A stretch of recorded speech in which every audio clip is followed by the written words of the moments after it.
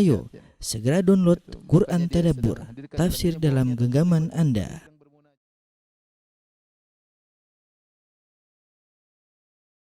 Bismillahirrahmanirrahim. Assalamualaikum warahmatullahi wabarakatuh.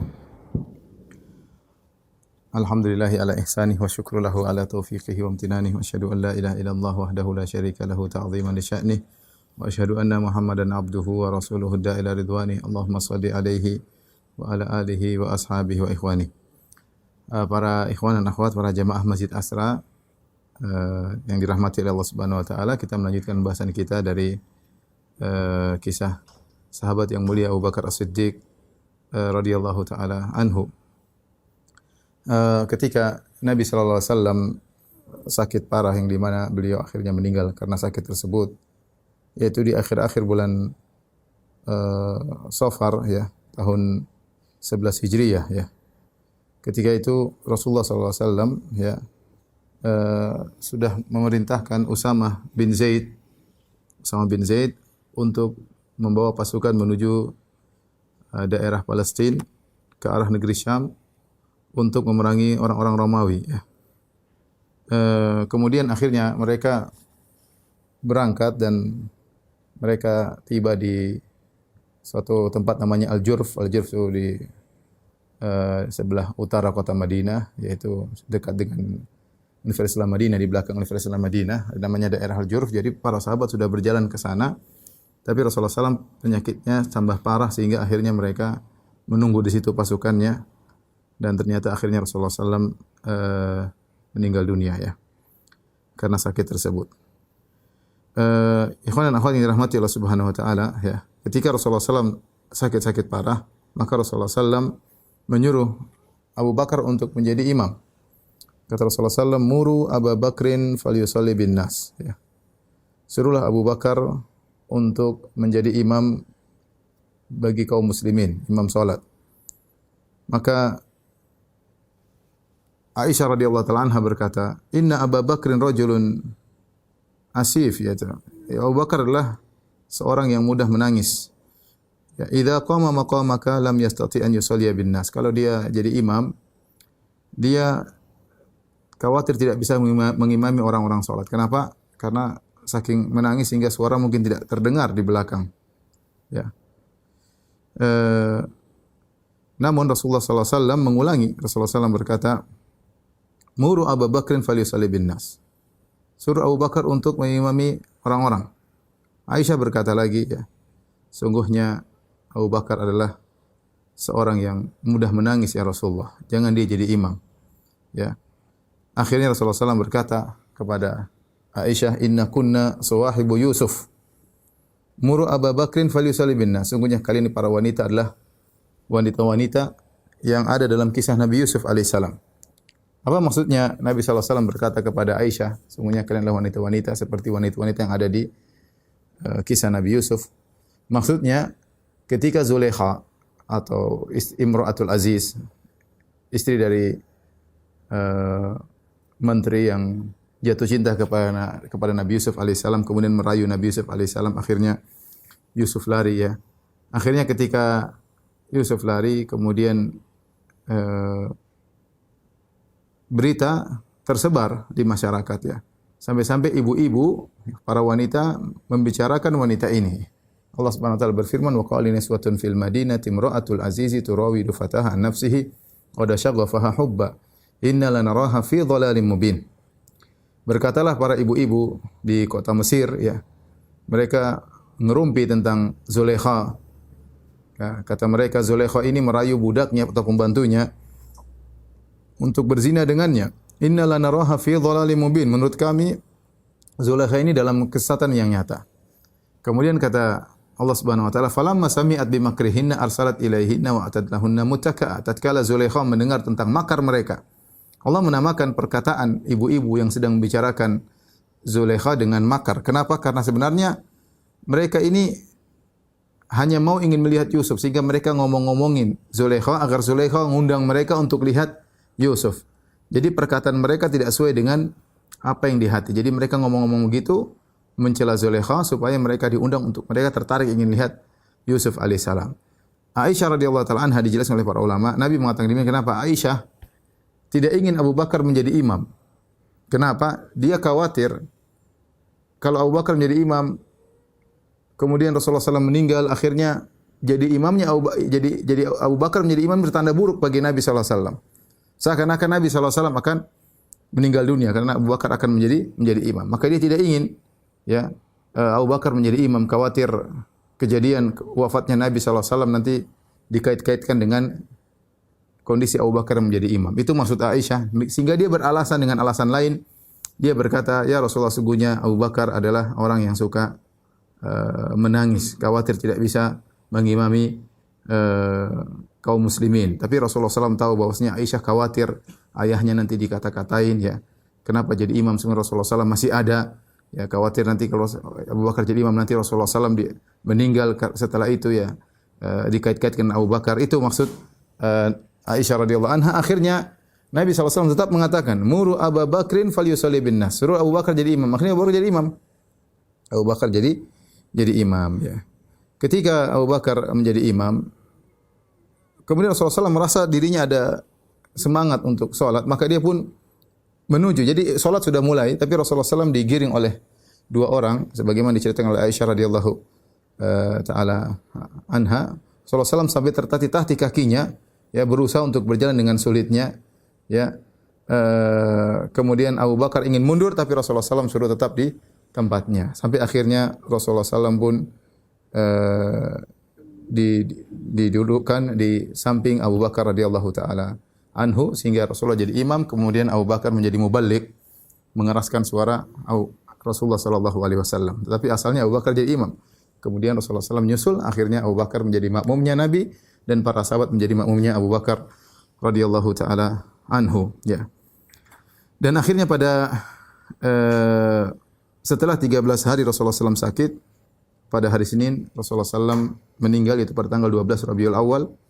Tanggal 12 Rabiul Awal tahun 11 Hijriah Rasulullah SAW meninggal, dan perkataan beliau yang terakhir bal rafiqil a'la, yaitu ma'ar rafiqil a'la. Rasulullah SAW diberi pilihan dan Rasulullah SAW mengatakan, aku memilih untuk ma'ar rafiqil a'la, bersama orang-orang saleh ya yang mendahuluiku, yaitu memilih untuk masuk surga daripada abadi tinggal di atas muka bumi. Dan itu terjadi waktu duha tanggal 12 Rabiul Awal hari Senin ya. Kemudian ketika Rasulullah SAW meninggal, maka Umar bin Khattab radhiyallahu anhu tidak menerima hal tersebut ya. Maka Umar waktu itu berteriak di hadapan para sahabat, bahkan beliau bersumpah, beliau berkata, wallahi ma mata Rasulullah SAW, demi Allah Rasulullah SAW belum meninggal. Ya, wala ba'athanahu Allahu falyaqta'anna aydiya rijalin wa arjulihim. Sungguh Allah akan bangkitkan dia kembali dan dia akan memotong kaki-kaki dan tangan-tangan ya mereka, yaitu orang munafik ya. Umar dan orang tidak ada yang berani menegur Umar karena karismatik Umar. Dan orang pada bingung Rasulullah SAW meninggal atau tidak. Ketika itu Abu Bakar radhiyallahu anhu masih di daerah Awali. Dia terlambat datang, kemudian dia datang ke rumah Aisyah radhiyallahu taala anha, kemudian dia mencium kening Nabi sallallahu alaihi wasallam. Kemudian dia berkata, "Tibta hayyan wa mayyitan." Engkau selalu baik ya Rasulullah ketika masih hidup maupun setelah meninggal dunia. Kemudian Rasulullah Abu Bakar keluar menuju para sahabat yang sedang kebingungan apa yang menimpa Rasulullah SAW. Maka Abu Bakar berkata, "Ala man kana ya'budu Muhammadan, fa inna Muhammadan qad mat." Ketahuilah siapa yang menyembah Muhammad sallallahu alaihi wasallam, sungguhnya Muhammad telah mati. Wa man kana ya'budullah fa innallaha hayyun la yamut. Barang siapa yang menyembah Allah, sungguhnya Allah Maha hidup dan tidak mati. Kemudian Abu Bakar membacakan firman Allah Subhanahu wa taala, "Wa ma Muhammadun illa rasulun qad khalat min qablihi rusul, afa immata aw qutilan qalabatum ala aqabikum." Dan tidaklah Muhammad kecuali hanyalah seorang rasul dan telah berlalu rasul-rasul sebelumnya. Apa kalau dia mati atau terbunuh, kalian akan berbalik ya ke belakang ya. Ayat ini tentu dihafal oleh para sahabat semuanya dalam surat Ali Imran ini. Ya. Tetapi ketika dalam kondisi demikian, dalam kondisi sedih yang kaget mendengar Rasulullah SAW meninggal, mereka tidak hadir dalam benak mereka ayat ini.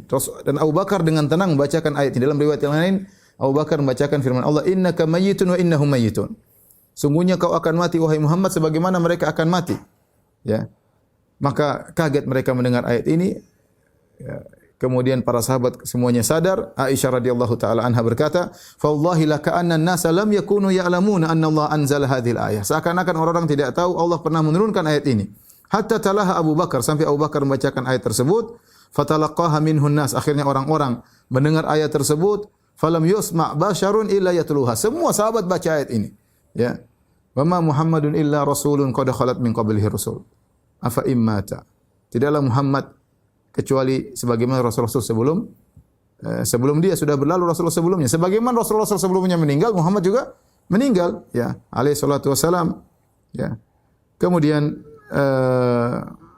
setelah Rasulullah SAW meninggal, ya, maka yang menyiapkan jenazahnya adalah kerabat-kerabat Nabi seperti Ali bin Abi Thalib, Al-Abbas bin Abdul Muttalib, kemudian Al-Fadl bin Abbas, wa Kuthum bin Abbas dan Usama bin Zaid serta Syakran, yaitu budaknya Rasulullah SAW, memandikan Nabi SAW dan Rasulullah dalam pakaiannya dimandikan oleh mereka, ya, kemudian disiapkan jenazahnya.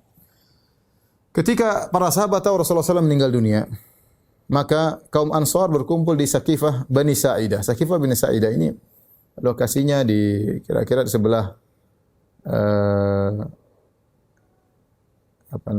sebelah barat Masjid Nabawi. Ya, kalau kita di Masjid Nabawi di sayap kanan. Di sayap kanan sebelah bagian belakang ada Saqifah Bani Sa'idah, ya. Kemudian yaitu hari yang sama tanggal 12 Rabiul Awal, hari Senin, ya.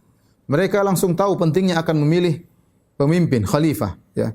Karena begitu pentingnya pemilihan pemimpin, ya, bahkan sampai penyelenggaraan jenazah Rasulullah SAW ditunda, ya. Karena yang penting khilafah dulu nih bagaimana agar tidak terjadi keributan, maka pada hari tersebut mereka sudah bicarakan, ya. Dan mereka orang-orang Ansar ingin pemimpin mereka Sa'ad bin Ubadah untuk menjadi pemimpin mereka, karena kaum Ansar terdiri atas dua, yaitu suku Al-Aus dan suku Al-Khazraj. Suku Al-Aus dipimpin oleh Sa'ad bin Mu'adz, dan Sa'ad bin Mu'adz telah wafat pada perang Khandaq. Setelah perang Khandaq, ya, tahun 5 Hijriah, Sa'ad bin Mu'adz radhiyallahu anhu meninggal dunia. Yang kata Rasulullah SAW, ihtazza arsyur rahman bimauti Sa'ad, bahwasanya arsy Allah bergetar dengan wafatnya Sa'ad bin Mu'adz. Sehingga akhirnya pemimpin mereka tinggal satu, itu Sa'ad bin Ubadah. Sa'ad bin Ubadah asalnya adalah pemimpin suku Al-Khazraj, masih muda juga. Akhirnya kaum Ansar menginginkan dia menjadi khalifah, ya. Kemudian Umar bin Khattab radhiyallahu taala anhu dan kaum Muhajirin datang menemui mereka di Saqifah Bani Sa'idah, maka terjadilah diskusi di antara mereka, siapa yang harus menjadi khalifah. Maka kaum Muhajirin menyatakan bahwasanya, ya, yang menjadi pemimpin adalah dari kaum Quraisy, ya, dari kaum Quraisy. Tetapi kaum Ansar ketika itu tidak menerima, ya. Mereka mengatakan minna amir wa minkum amir, ya. Dari kami ada pemimpin, dari kalian ada pemimpin. Ini repot, ya, kalau ada dari suku Khazraj, dari suku Ansar ada pemimpin, suku Quraisy ada pemimpin, maka akan terjadi keributan, ya. Maka kaum Muhajirin berkata, nahnul umara wa antumul wuzara. Kami jadi pemimpin, amir, kalian menjadi menterinya, yaitu pendukung. Mereka tidak terima, sampai akhirnya terjadi dialog. Kemudian Abu Bakar radhiyallahu anhu menyebutkan tentang hadis bahwasanya kepemimpinan harus dari orang Quraisy. Sampai akhirnya mereka terima. Kemudian Abu Bakar radhiyallahu anhu mengatakan, saya menyuruh kalian memimpin salah seorang dari dua orang ini, Umar bin Khattab atau Abu Ubaidah bin Jarrah. Pilih salah satu di antara mereka untuk menjadi khalifah. Tapi kemudian Umar mengatakan tidak, yang menjadi khalifah adalah Abu Bakar radhiyallahu taala anhu, ya. Kemudian Umar mengatakan kepada para sahabat, apa kalian ridho mau lebih depan daripada Abu Bakar? Sementara ketika Rasulullah SAW sakit, Rasulullah SAW yang menyuruh Abu Bakar menjadi imam. Akhirnya mereka sadar bahwa yang paling berhak menjadi khalifah adalah Abu Bakar radhiyallahu taala anhu, ya. Akhirnya Abu Bakar, ya, dibaiat, ya. Abu Bakar menyebutkan tentang keutamaan-keutamaan Ansar di hadapan kaum Ansar sehingga mereka ridha dengan diangkatnya Abu Bakar radhiyallahu anhu sebagai khalifah. Setelah Abu Bakar diangkat menjadi khalifah, maka para sahabat membaiat Abu Bakar radhiyallahu taala anhu, ya. Ya, bahkan sebenarnya Abu Bakar tidak mau, ya. Dia menyebutkan bahwasanya saya tidak ingin jadi khalifah dan saya tidak pernah berharap menjadi khalifah. Ya, tapi para sahabat mengangkat beliau. Akhirnya beliau pun diangkat menjadi khalifah, dan ini dengan sepakatan para sahabat. Ya. Sebagian sahabat membaiat pada hari kedua, pada hari Selasa, seperti Ali bin Abi Thalib, ya, dan sebagian sahabat yang lainnya, karena Ali bin Abi Thalib sedang sibuk mengurusi jenazah Rasulullah sallallahu alaihi wasallam, ya. ketika beliau diangkat menjadi khalifah, beliau berkata, "Amma ba'du ayyuhan nas, wahai manusia sekalian, fa inni qad wulitu 'alaikum wa lastu bi khairikum." Aku telah diangkat untuk menjadi pemimpin kalian. Sementara aku bukanlah yang terbaik di antara kalian. Ya.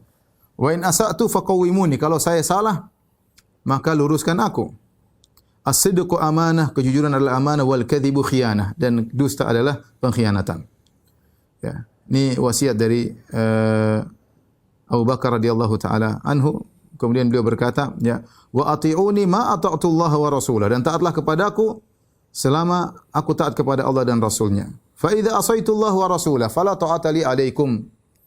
Kalau aku bermaksiat kepada Rasulnya, maka jangan taat kepadaku. Ya.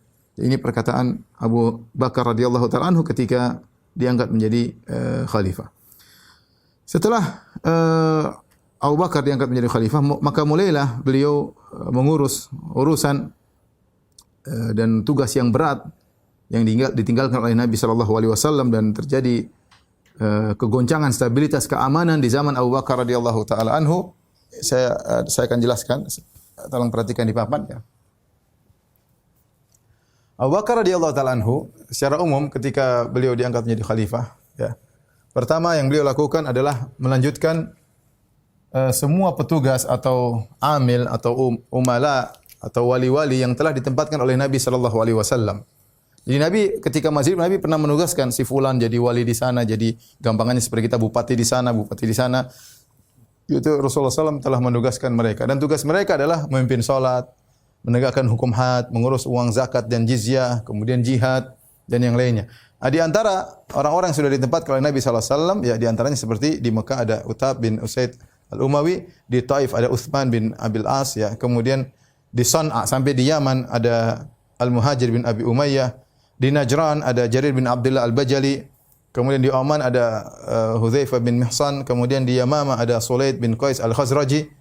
Adapun ibu kota Islam adalah Madinah. Madinah adalah ibu kota, disitulah Abu Bakar radhiyallahu taala anhu. Ini semua, ada beberapa orang lagi, ini semua sudah ditempatkan oleh Nabi sallallahu alaihi wasallam ketika Nabi masih hidup, dan Abu Bakar melanjutkan penempatan petugas-petugas tersebut yang telah Rasulullah SAW tempatkan pada kota-kota tersebut. Yang pertama, yang kedua, Abu Bakar melanjutkan pasukan Usama bin Zaid radhiyallahu taala anhu.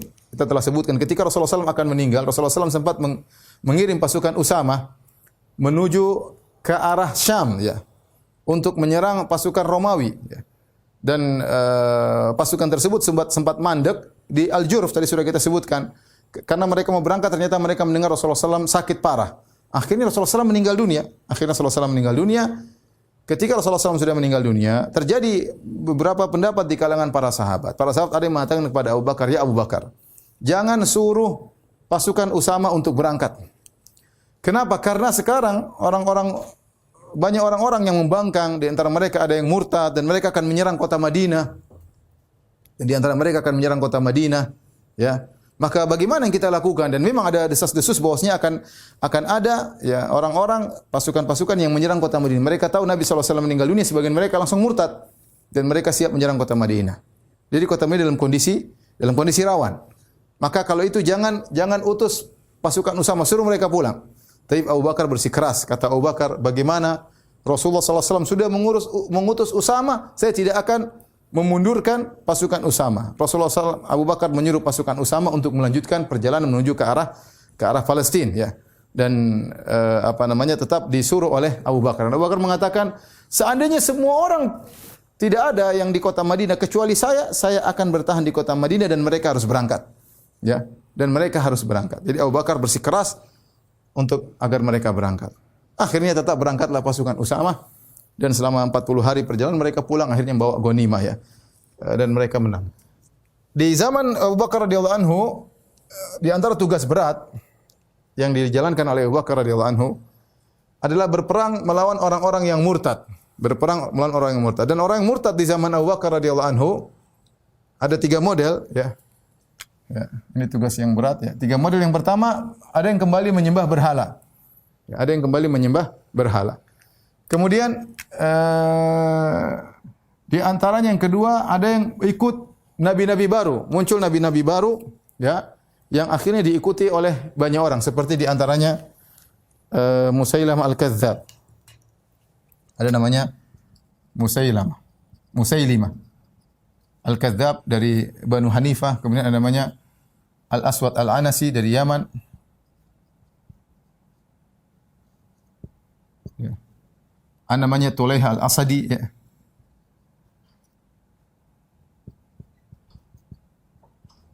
Dari Bani Asad. Kemudian ada namanya Dzutaj, ya. Ini kalau tidak salah di Oman. Kemudian ada nabi perempuan namanya Suja'ah.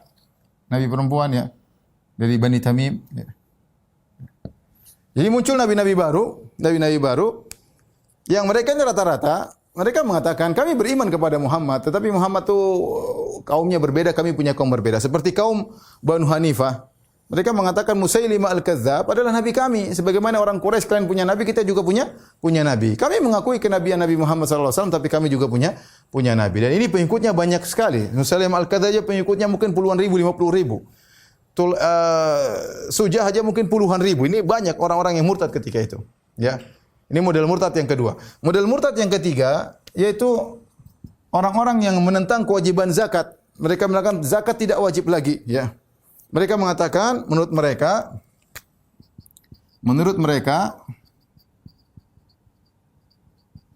zakat itu hanya wajib ketika Nabi masih hidup. Nabi SAW masih hidup. Nabi SAW sudah meninggal, maka tidak wajib lagi zakat. Karena Allah firman, "Khudz min amwalihim shadaqatan." Kata Allah, wahai Muhammad, ambillah zakat dari mereka. Ya, perintah kepada Nabi Muhammad. Nabi sudah meninggal, sudah enggak ada perintah untuk mengambil zakat. Dan ini tugas berat bagi Abu Bakar radhiyallahu taala anhu menghadapi stabilitas keamanan yang sangat tidak stabil. Muncullah orang-orang murtadin yang membuat kekacauan, ingin berpisah dari negeri kaum muslimin, bahkan ingin menyerang kota Madinah. Dan benar, begitu pasukan Usamah berangkat, muncullah sebagian orang-orang mereka siap menyerang kota Madinah. Maka Abu Bakar radhiyallahu anhu menyuruh para sahabat untuk tidur di masjid sehingga mereka senantiasa siap untuk berperang. Dan ketika datang penyerangan, maka Abu Bakar pun keluar dan dia berperang dengan para sahabat, akhirnya mengalahkan orang-orang yang ingin menghancurkan kota Madinah. Ya. Setelah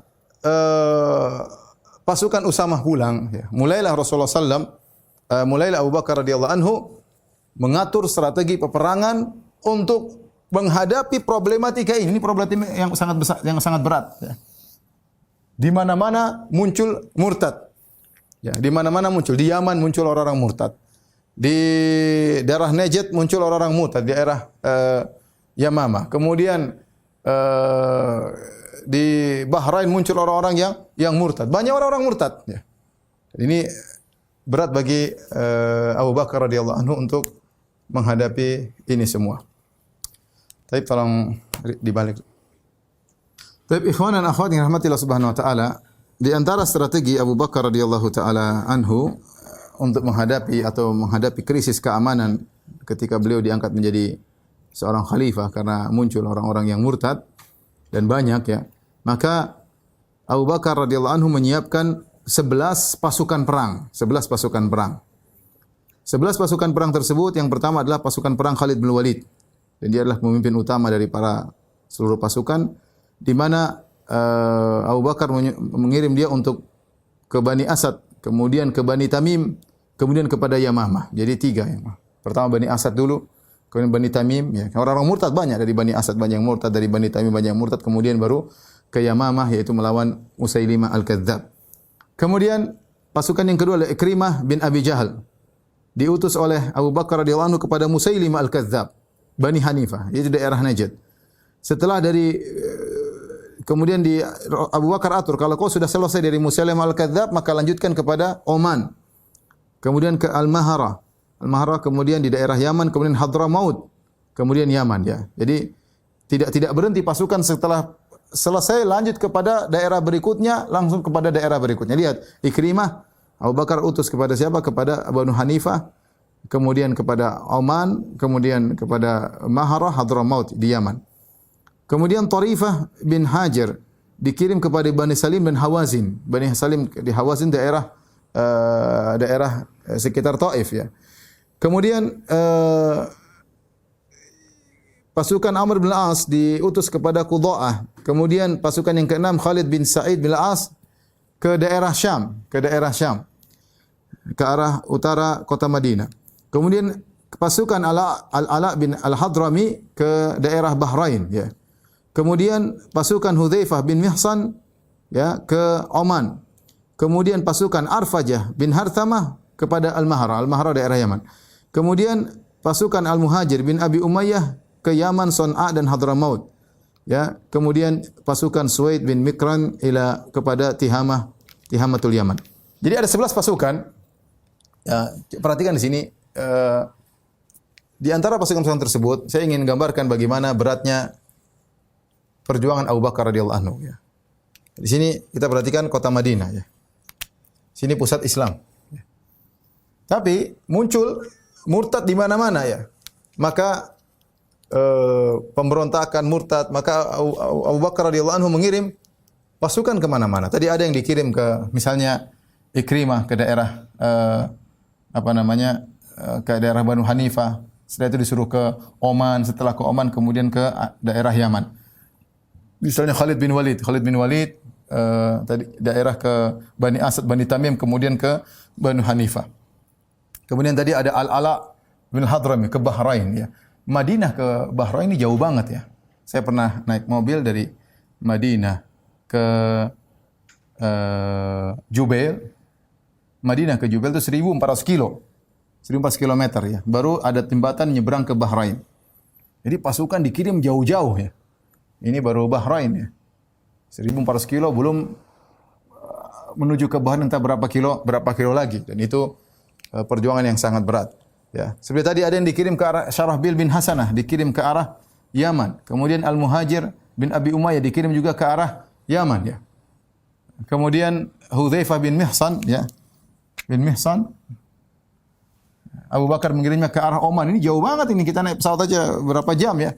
Dari Madinah ke Oman. Bayangkan mau perang jalan jauh, jauh sekali ya. Kemudian ada yang dikirim ke arah kabilah Hawazin dan Bani Sa'ad di sekitar Mekah, Hawazin ya. Kemudian ada yang dikirim ke arah negeri Syam, yaitu Khalid bin Sa'id bin Al-As. Khalid bin Sa'id bin Al-As, itu ke arah Syam. Jadi antum lihat Abu Bakar mengirim 11 pasukan diedarkan seluruh ke arah Jazirah. Kenapa? Karena murtad muncul di mana-mana. Orang murtad muncul di mana-mana. Ini perjuangan berat. Ya. Sementara kita tahu kota Madinah pasukan baru saja Rasulullah SAW meninggal. Kemudian ada yang memberontak dan yang lainnya. Tapi ini yang dijalankan oleh Abu Bakar radhiyallahu taala anhu mengirim pasukan-pasukan tersebut. Dan di antara pahlawan yang sangat hebat di zaman Abu Bakar radhiyallahu anhu, yaitu sekitar tahun 11, 12 dan 13 Hijriah, adalah Khalid ibn Walid radhiyallahu taala anhu. Ya, Khalid bin Walid ya, setelah beliau berhasil dari mengalahkan Bani Asad, kemudian perang berlanjut mengalahkan Bani Tamim, setelah berlanjut mengalahkan Bani Tamim, kemudian menyusul Ikrimah mengalahkan Musailimah, dan perang yang sangat hebat namanya Ma'rakatul Yamamah, dan saya pernah jelaskan peperangan ini, peperangan yang sangat hebat ya. Tentu butuh penjelasan tersendiri tentang perang tersebut ya.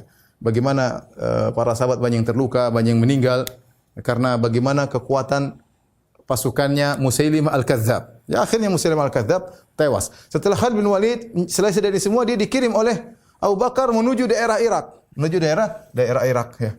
Itu ke sini ya, bayangkan dari sini kemudian berangkat menuju ke Irak. Jauh, entah berapa ribu kilo ini ya.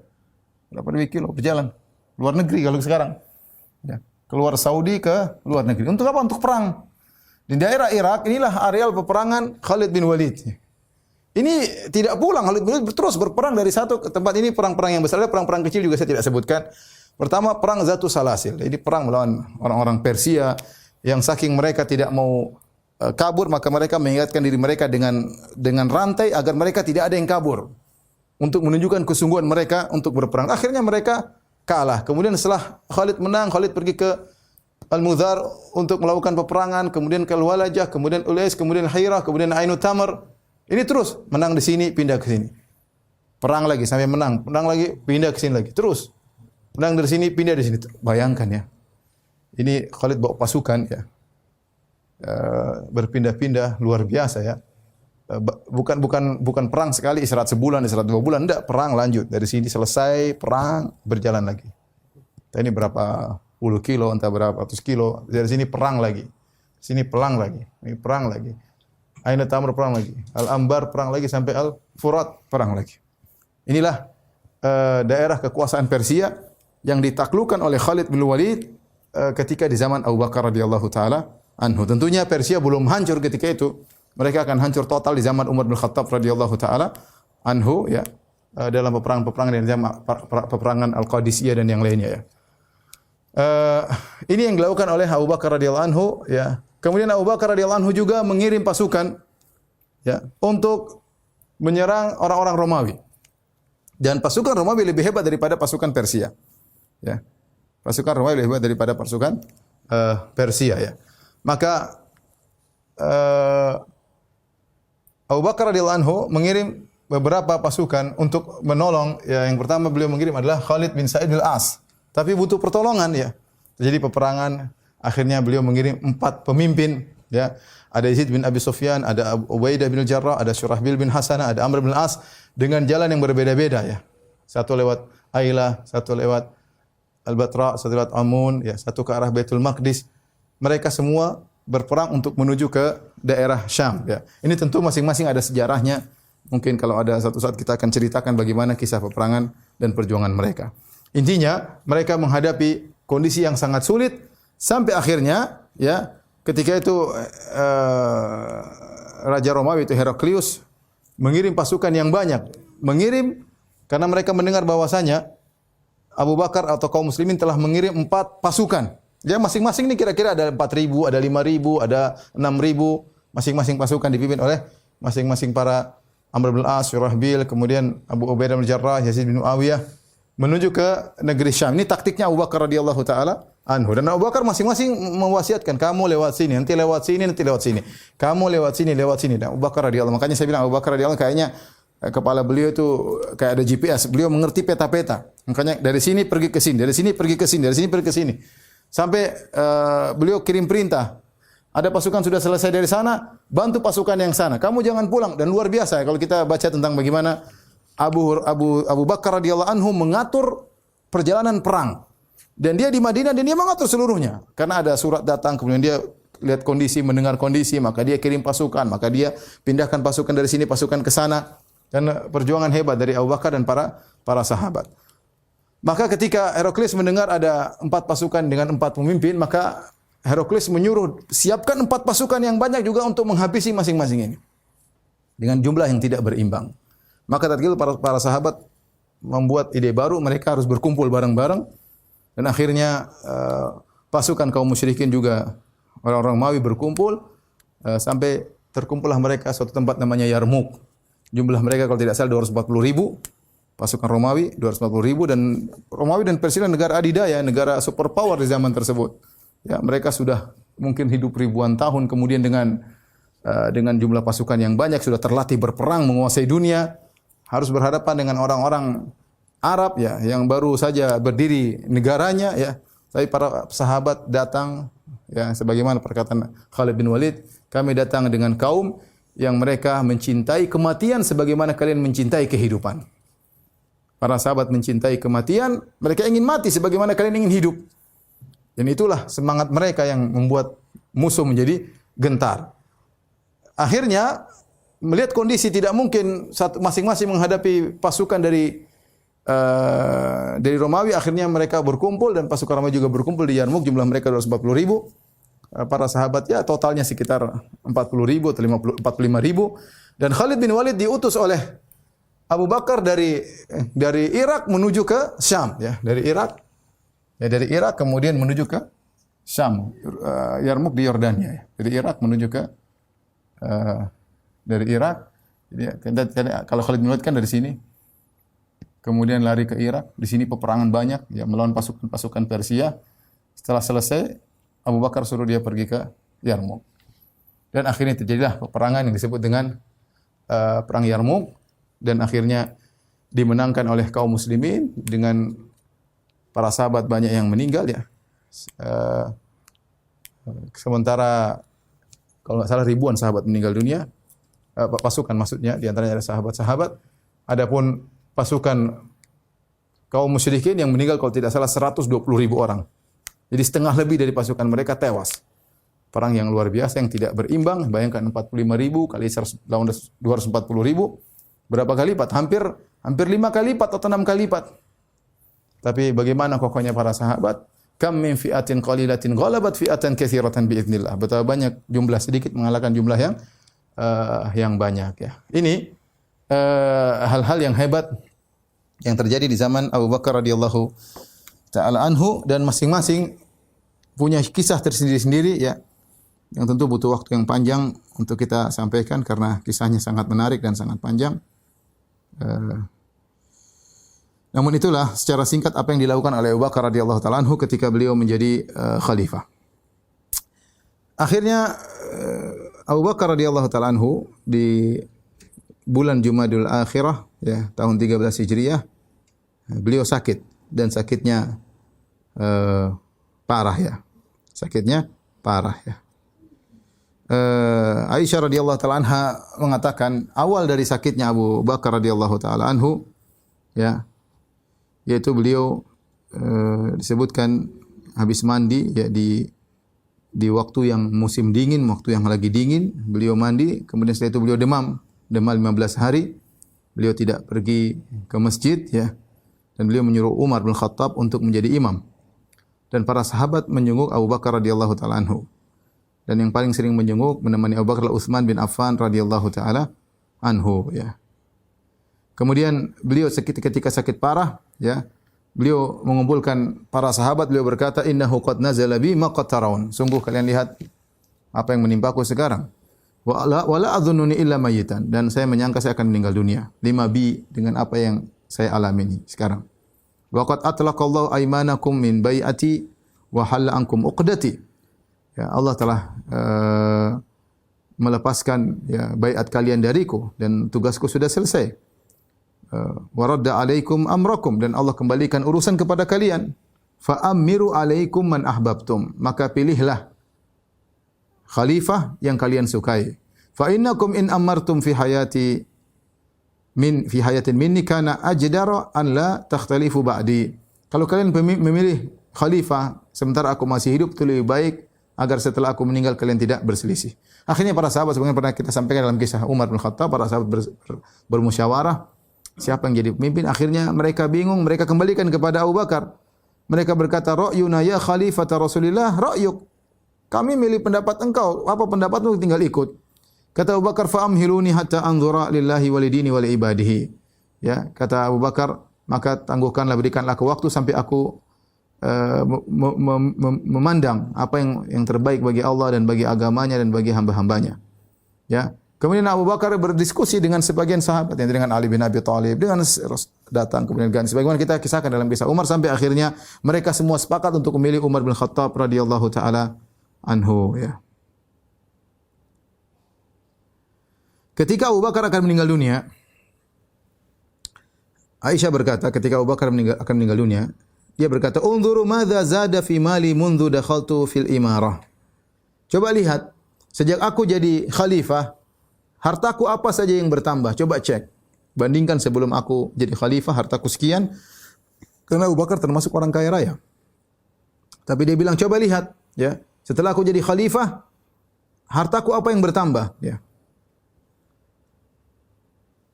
Fab'atsu bihi ila khalifati ba'di. Kalau ada hartaku yang bertambah, tambahannya kirim kepada khalifah setelahku, itu kepada Umar bin Khattab radhiyallahu anhu. Fanadharna, kata Aisyah, kami pun mengecek. Fa idza 'abdun kana yahmilu sibyanahu wa idza nadhihun kana yasqi bustanan lahu. Ternyata harta yang bertambah setelah Abu Bakar menjadi khalifah cuma 2, ada tambahan budak. Yang budak itu adalah harta Abu Bakar yang ternyata tugasnya ada untuk menjaga anak-anak Abu Bakar radhiyallahu taala anhu. Kemudian juga di antaranya ada onta yang untuk mengambil air. Itu saja 2 harta tersebut. Kata Aisyah, fa ba'atsna bihima ila Umar. Maka kami kirim dua harta ini kepada Umar. Ini jatah khalifah berikutnya, ya. Jatah khalifah berikutnya. Fa baka Umar, Umar pun menangis. Wa qala rahmatullah ala Abi Bakrin laqad at'aba man ba'dahu ta'ban syadidan. Semoga Allah merahmati Abu Bakar, dia telah benar-benar merepotkan khalifah setelahnya, itu merepotkan Umar, ya. Karena Umar melihat bagaimana Abu Bakar bertakwa, bagaimana bertanggung jawab, ya. Bagaimana sulitnya menjalankan pemerintahan, kemudian dibebankan kepada Umar, ini perkara yang sangat berat, ya.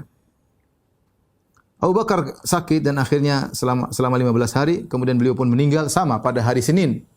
Seperti wafatnya Nabi sallallahu alaihi wasallam, tapi dia kalau Nabi meninggal di waktu duha, Abu Bakar meninggal di waktu malam.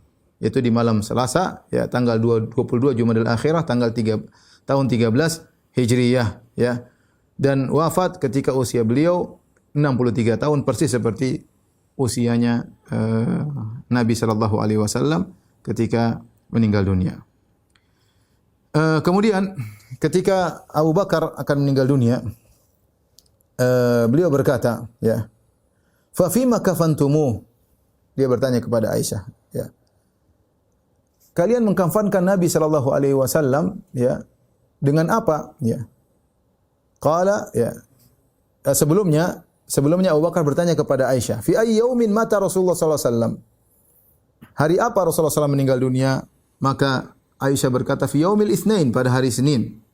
Qala ilni la arju fima baina wa bainal lail. Fa fima kafantumu? Aku berharap aku meninggal di hari Senin juga, antara siang atau malam, yang penting hari Senin aku meninggal, dan ternyata Allah kabulkan. Kemudian Abu Bakar bertanya lagi, fa fima kafantumu? Kalian mengkafankan Nabi sallallahu alaihi wasallam dengan apa? Qalat fi thalathati athwabin bidin sahuliyah yamaniyah laysa fiha qamisun wala imamah.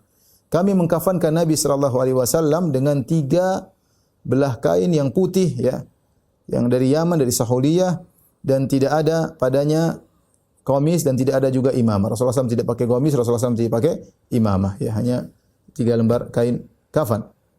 Abu Bakar kemudian berkata, dia ingin meniru Nabi sallallahu alaihi wasallam. Dia berkata, "Unzuri thawbi hadza." Ya, fihi rid'un za'faran, ya, faksilihi waj'ali ma'ahu thawbain akharain. Kata Abu Bakar, wahai Aisyah, lihatlah 2 bajuku ini yang aku sedang pakai ini, ya, cucilah nanti kedua bajuku tersebut, ya, dan jadikan bersama bajuku ini 2 baju yang lain. Kemudian dikatakan kepada Abu Bakar, qad razaqallahu wa ahsana nukaffinuka fi jadid. Jadi Abu Bakar suruh pakai baju bekasnya saja, jangan ada baju bekasnya, kata Abu Bakar, cuci. Nanti kafankan saya pakai 2 baju tersebut dan 2 baju yang lainnya. Kemudian dikatakan kepadanya, ya Abu Bakar, Allah telah berikan rezeki, maka kami akan mengkafankan engkau dengan pakaian yang baru, dengan kain kafan yang baru. Perhatikan sini perkataan Abu Bakar. Innal hayya huwa ahwaju ilal jadid liyasuna bihi nafsahu anil mayyit. Sungguhnya yang lebih perlu untuk memakai baju yang baru adalah yang masih hidup, untuk bisa menjaga melindungi tubuhnya, ya. Wa inna ma yasirul mayyitu ilal sadid wa ilal bila. Adapun orang yang meninggal dunia maka akan kembali kepada nanah dan kembali kepada kesirnaan, maka tidak perlu pakai baju yang baru, ya. Dan itulah wasiat Abu Bakar radhiyallahu anhu, dia tidak ingin dikafankan dengan baju yang baru. Kemudian akhirnya beliau mewasiatkan istrinya untuk memandikannya, yaitu Asma binti Umais, dan untuk dikafankan di samping Rasulullah sallallahu alaihi wasallam. Dan ucapan terakhir yang diucapkan oleh Abu Bakar ketika beliau meninggal dunia, beliau membacakan firman Allah Subhanahu wa taala, yaitu doa dari Nabi Yusuf alaihissalam, tawaffani musliman wa alhiqni bis salihin. Ya Allah, wafatkan aku dalam kondisi Islam dan susulkan aku bersama orang-orang saleh, ya. Bersama orang-orang yang saleh. Kemudian dikuburkan di samping Nabi sallallahu alaihi wasallam, di mana agak mundur dari Nabi sallallahu alaihi wasallam, jadi menghadap kiblat. Kalau Nabi di depan, ini kepala Nabi misalnya menghadap kiblat, maka Abu Bakar agak di belakang, sama menghadap kiblat, tapi kepala Abu Bakar di pundak Nabi sallallahu alaihi wasallam. Nanti Umar pun demikian, Umar di pundaknya Abu Bakar radhiyallahu taala anhu. Jadi susunannya begini, ya. Begini, ya. Jadi Abu Bakar di depan, Rasulullah di depan, Abu Bakar agak di belakang, di pundaknya Nabi sallallahu alaihi wasallam. Itulah ikhwan dan akhwat yang dirahmati Allah Subhanahu wa taala yang bisa sampaikan. Tentunya terlalu banyak kehebatan Abu Bakar ini, tidak cukup waktu bagi saya untuk bisa membaca kisah Abu Bakar secara lengkap ya. Karena keterbatasan waktu, keterbatasan ilmu, ini saja yang bisa disampaikan secara global. Tentunya masing-masing kisah peperangan yang dijalankan oleh Khalid bin Walid ya, itu perlu cerita tersendiri ya. Mudah-mudahan di lain kesempatan kita bisa menyampaikannya. Wallahu a'lam bishawab, ini saja yang bisa saya sampaikan. Kurang lebihnya saya minta maaf. Wabillahi taufiq wal hidayah. Assalamualaikum warahmatullahi wabarakatuh.